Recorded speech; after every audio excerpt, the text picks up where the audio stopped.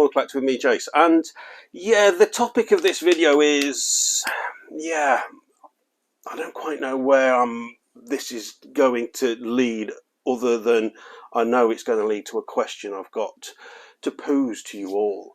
And I really would genuinely like to get all your opinions back on this one. But you know me, I can't just outright ask the question, why use 20 words when I can use 20,000? But it does hinge greatly on observations that I personally have made, and I'm sure most of you have noticed it as well. But yeah, we need to go through a bit of stuff to get to where I want to go. So please bear with me. I will try and keep this as short as I can, because it's something I've noticed certainly in the last few months, but it's been very apparent in the last few weeks for me. I say I might be off track, which is why I'm doing this video. Really, I'm genuinely want your opinions on this. I've got a list here. Now, normally I can remember all this stuff, but I don't want to get anything wrong. So just bear with me while I read this list out. It'll all become apparent. Right. Infinity Studios.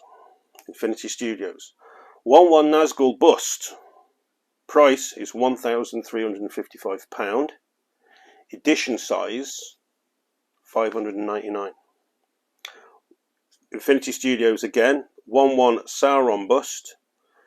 Price £4,360. Edition size 99. And then the Infinity Studios half-scale Legolas. Ultimate edition is £2,530 with an edition size of 250. The premium, which is the sculpted, is £1,510 with edition size of 600. Infinity Studios half-scale Gandalf. Ultimate edition £2,530 with an edition size of 250. Premium, which is the sculpted, £1,835 with an edition size of 500. Right. Now, Queen Studios.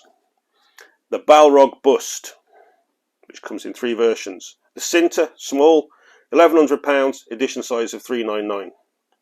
Then you've got the Polder. So you've got the head alone, which is £3,735 with an edition size of 99. And then you've got the head with the base, the big head with the base, £8,490, edition size 99. And then most recently by Queen Studios, the 1-1 scale alien bust with a price tag of £3,275 with an edition size of £199. I was going to add Weta Workshop's Dead Marshes to that, which has a price tag of £2,160 and an edition size of 550. However, all those items on that list I've just read you were all pre-order. There was a lot of talk and a lot of from collectors who were saying, if you're into this piece, you need to jump on it. It's going to sell out fast. It's going to be gone. It's going to be waitlisted. All those items are still available, readily available.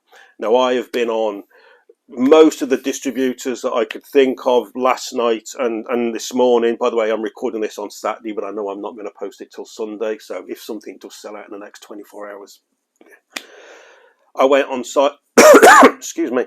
I went on Sideshow. I went on Deriv Store. I went on Spec Fiction, Collector's Arc, Open Vault, CD UK.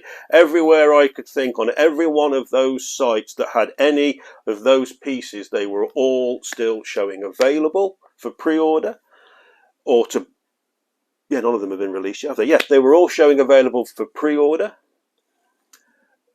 None of them were waitlisted. None of them were showing low stocked. So that was as of last night, which was Friday night, and also I looked at a couple again this morning, which is Saturday. Obviously, the Dead Marshes, which I was going to put on the list, but I mention it because it's kind of relevant to a point I'm getting to later on. So remember that. The Dead Marshes, about 5 or 6 days ago, I was on the Weta page and I noticed it was still available. However, when I looked yesterday, Friday, it was sold out. So the Dead Marshes has sold out sometime in the last 4 or 5 days. However, I'm pretty sure that came up for pre-order on the 22nd of July. I'm sure when I looked on my email, because I pre-ordered it on day one, as you know, and the email was the 22nd of July. So it's taken that, with edition size of 550, almost a month to sell out. Now, in comparison, last year, the Escape Off the Road, which is priced at £1,700, an edition size of 500, that sold out in 24 hours. So again, I'm bringing that up because it's kind of relevant to my question that I want to pose to you all. There's many pieces we could throw into the mix here, but I wanted to keep it simplified as I could. I wanted to keep it to pieces that I'm passionate about, that I know a bit about, that I would buy, I would genuinely buy. Even if some of them I might already have on pre-order. Well, I have got on pre-order. I've got the Cinta Balrog bust on pre-order and the Nazgul bust on pre-order. So, and obviously I own the Escape Off the Road and I've got the Dead Marshes. So, on pre-order. So I'm sticking to pieces that I feel I'm qualified to have a strong opinion on. What sort of highlighted to me what seems to be happening at the moment was the time it took the Dead Marshes to sell out, because the Escape Off the Road sold out in 24 hours, thereabouts. But this one's taken nearly a month. And I was actually thinking, when I looked at it about a week ago and I saw it, I thought, crikey, it's still available. And I couldn't help but think of the old saying, and I always think the old sayings have a lot of weight in them because they came about from genuine hardship and experience. The one that sprung to mind is the straw that broke the camel's back. Now, obviously, I would expect virtually every single one of those pieces I've mentioned so far in this video, the concept of those being done would have been 3 years ago, maybe longer than that. I would expect it to be. I don't know. I would expect it to be, which pushes it pre-COVID, pre-global lockdowns.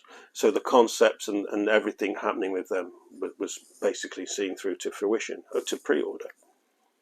And obviously I'm fully aware that now that we're on the other side of a global pandemic, we all know that the prices of everything has skyrocketed.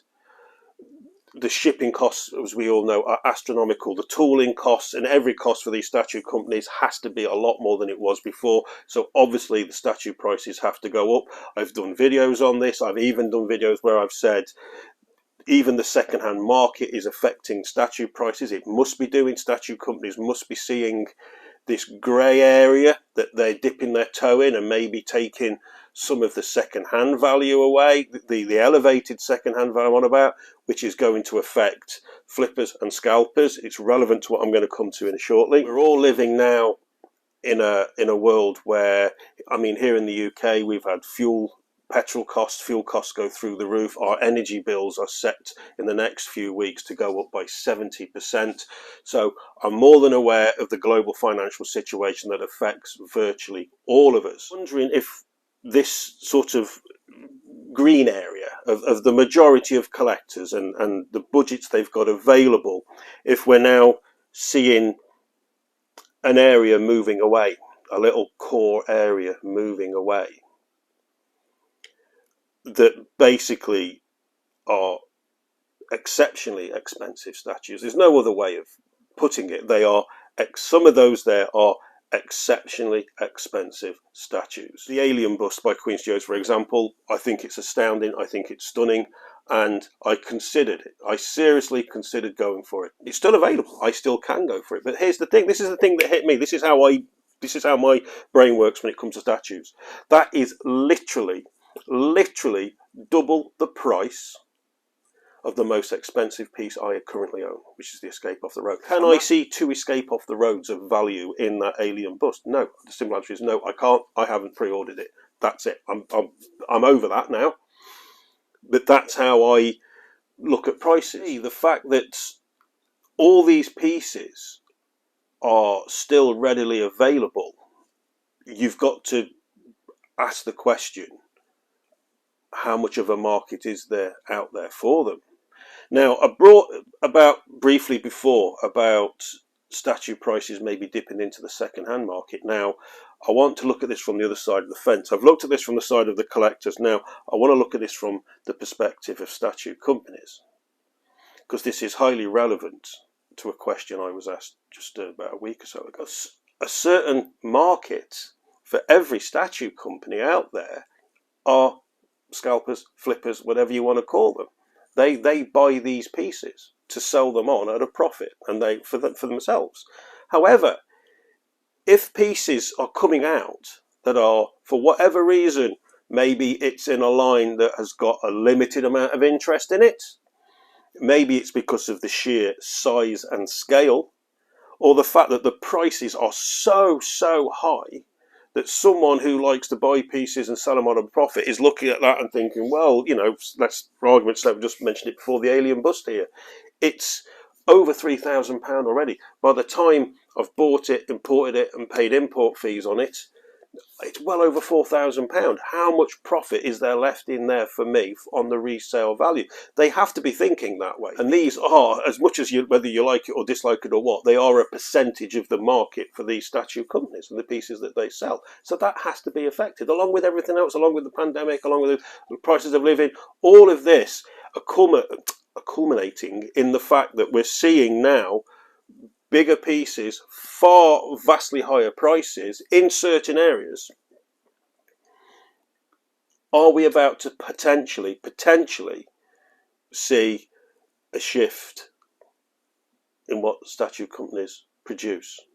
That's my very long way of asking that question to you, because I think potentially we are. We may not have seen it happen yet, because obviously it's a delayed reaction. Like I said before, these pieces were all realised some time ago, pre or during the pandemic. And now the fact that all those pieces there have not sold out, an edition size of 99 and it's not sold out.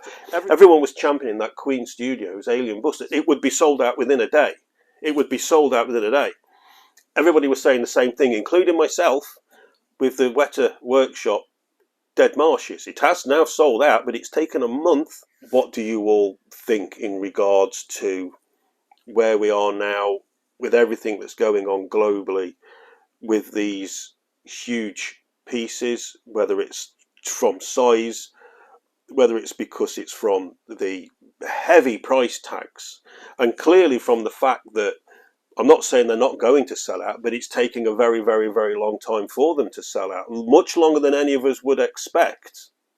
And this has got to have an effect on the companies themselves, because everything they've got sat on a shelf that isn't getting it pre-ordered or sold is money they're losing. What do you think? Do you think that in the future it will continue in the way it's going, that we'll keep seeing bigger and bigger pieces, more and more expensive pieces? Or do you think, because of everything that's happened and clearly what we can see going on now, that we might see a downshift?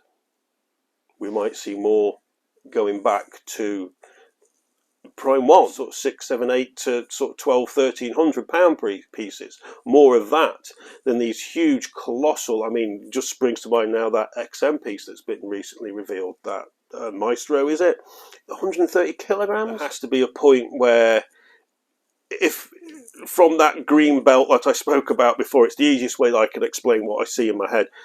This small area that's moving away for these collectors who have got immense amounts of space to be able to house these huge pieces, not to mention the fact that they've got to have considerable available budgets to buy this. But how small a market is that becoming for the statue companies? I know it's been here, there and all over the place, because I've sort of brought in other sort of mini subjects into it, but it's just something that I personally have noticed, especially I say these last few weeks, but I've noticed it in the last sort of few months really. And when I saw that sorry, something catching my attention there, you know, with this Alien Bust by Queen Studios, I would have put money on that would have sold out in 24 hours, and it hasn't. I would have done exactly the same with the Weta Workshop Dead Marshes, that it would have sold out in 24 hours. It went low stocked in about an hour, or just over an hour, and yet it was still available for nearly a month. Normally when collectors used to speak out and say, that piece will be sold out quickly, you need to jump on that piece will be gone, they were normally right. They weren't far off the mark at all. And yet here I've given a list, just a narrow, very narrow margin of pieces that I'm interested in, or pieces that I would buy, and they're all still available. I mean, how many other pieces is like this? You know, because there's so many other areas that I'm not into, Marvel, DC, Transformers, that I just wanted to throw this to you lot out there. I hope you've no idea how long I've been waffling on for, trying to clarify how my brain's been working, and I don't know how I'm going to edit all this down, but I hope here now I'm at the end of it anyway. I've said, I think, mostly of what I want to say. The straw that broke the camel's back of the statue companies maybe pushed the envelope a bit too far. Are these pieces simply getting too big? Are these pieces simply getting too expensive? Is the marketplace for these pieces now just too small? Simple as that. What are your thoughts on it, guys? I'd love to hear from you all. Wow, that's taken some time to get out, and I hope I've got it across okay. I hope I have. Please don't get hit in the caps lock. It's just what I've observed. It's just my thoughts and me genuinely wanting your feedback on it, guys. That's it.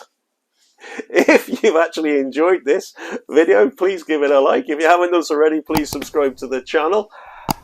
I'm going to get off now and let you enjoy what's left of your weekend. This is Saturday for me, but I know I'm not posting it till tomorrow, Sunday, so have a great Sunday. And I'm going to leave you with a little visitor I had to my garden a few days ago, and I managed to get a few seconds of shaky footage, and I'm really pleased to have had one of these in my garden because I've been hoping one would visit for a long time. And it's a beautiful little thing called a hummingbird hawk moth, a name which you will see is very well suited to it, just to calm everything back down. Especially myself. Oh, I've actually been getting myself a little bit wound up how I was going to do this video. Yeah, I'll leave you with that, guys. Take care of yourselves. Cheers for watching, and I'll see you all in the next video. Take care. Tron.